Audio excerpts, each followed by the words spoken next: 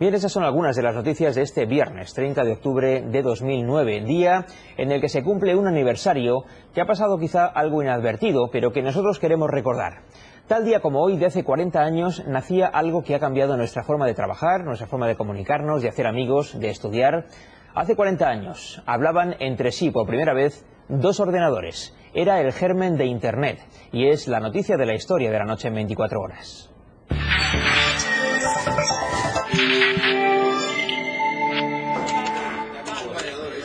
Ocurrió en California. En su universidad trabajaba un equipo de investigadores que consideraba a los ordenadores no solo como una herramienta aislada, sino pensaban que podría conectarse con otros ordenadores y entrar en diálogo con ellos. Y lo hicieron. Todavía no se hablaba de Internet, pero la red de redes empezaba a ser una realidad aquel 30 de octubre de 1969. ¿Qué pasó aquellos días? ¿Cómo se llegó a aquel experimento que tanto éxito tuvo con el paso de los tiempos?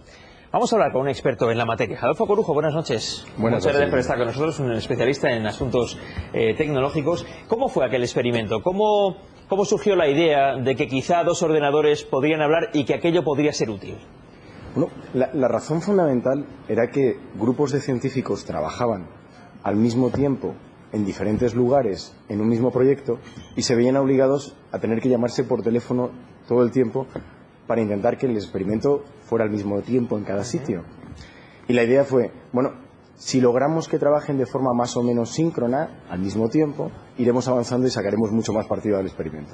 Eso surgió casi 8 años antes y fue el momento en el que ese grupo de expertos se dio cuenta de algo también muy importante, y es que los ordenadores, las computadoras, no eran grandes calculadoras solo, sino sobre todo eran terminales de comunicación que permitían a las personas ponerse en contacto. Servían algo más que para hacer simplemente cálculos complejos. De todas maneras hay que recordar, seguramente muchos, ni siquiera nosotros nos podemos acordar muy bien, pero de haber leído de ello, cómo eran los ordenadores del año 69, que no tienen mucho que ver con los ordenadores por este que tenemos aquí encima de la mesa, por ejemplo. Claro, pensemos que eran ordenadores que eran casi una habitación, que tenían un coste tremendo y precisamente por eso tampoco se podía perder tanto tiempo y trabajar de forma descoordinada, y era tan importante conectarlos.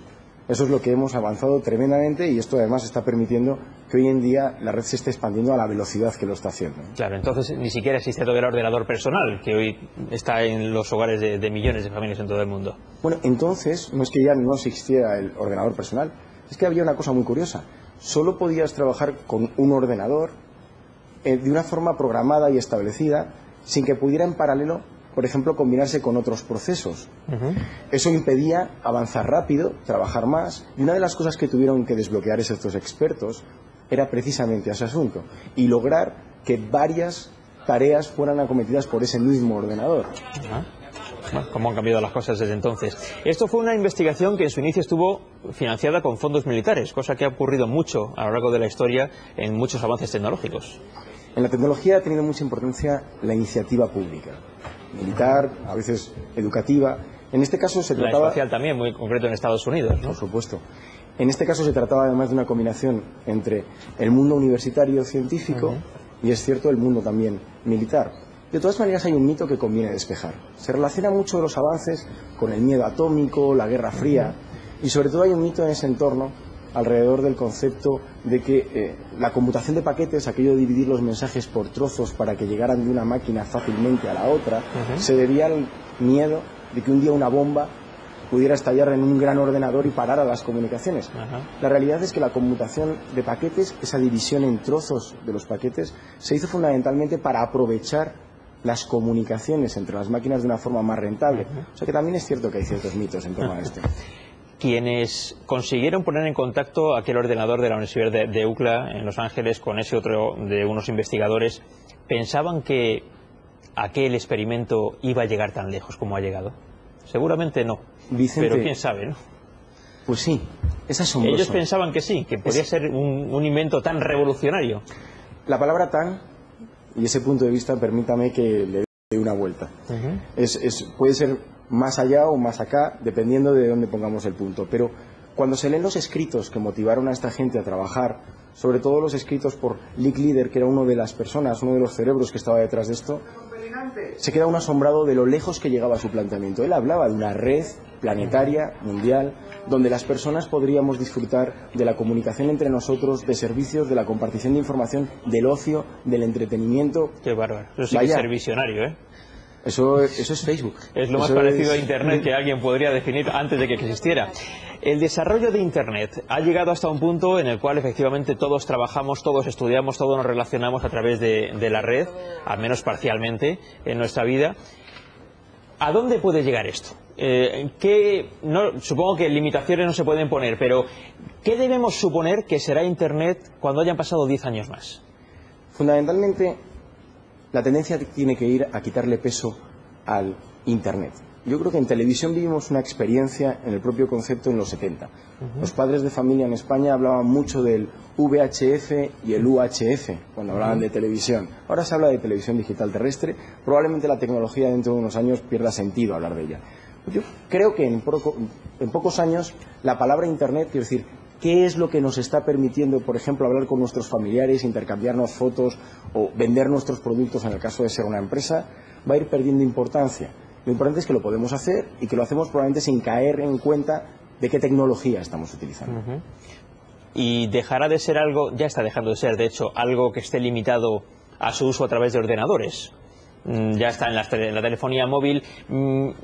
Estamos en un proceso de invención de eso que llaman los gadgets, pequeños aparatos que permiten también el acceso a Internet, que nos van a llevar hasta dónde, a que, qué sé yo, los coches estén conectados por Internet, las neveras, qué sé yo. En una reciente entrevista a Kleinrock, que fue esa persona que comunicó esos dos ordenadores entre la Universidad de Los Ángeles y Stanford, comentaba que en el futuro inmediato sí, todo va a estar razonablemente conectado. Probablemente tampoco nos demos cuenta de cuándo estamos utilizando o no algo que ya está conectado. O sea que es cierto que se va a producir ese mecanismo. Pero es que hace unos minutos antes de entrar consultaba el grupo de la página de Facebook de La Noche en 24 horas, veía la petición de cuál fue la primera experiencia en Internet y con el teléfono móvil yo he rellenado la parte que me correspondía, contaba mi anécdota y lo estaba haciendo desde un teléfono móvil, no desde un ordenador, totalmente ubicuo, fuera de mi casa, fuera de mi trabajo, y lo estaba haciendo con normalidad ya. Claro, esto es muy curioso porque seguramente los más jóvenes que quizá nos estén viendo dirán, mi primera experiencia con Internet, desde que me acuerdo, porque los más pequeños ya nacieron con esta tecnología. Ayer estábamos en una charla muy bonita en la que tuvimos el lujo de estar con uno de los fundadores de Facebook, con Chris Hughes, que estaba aquí en España, y hablaba como un nativo digital, una persona que no sabe, pero antes hubo algo que no era Internet. Así son las cosas. Adolfo Carujo, muchas gracias por estar con nosotros esta noche. Gracias. Vamos a hablar precisamente de Internet, pero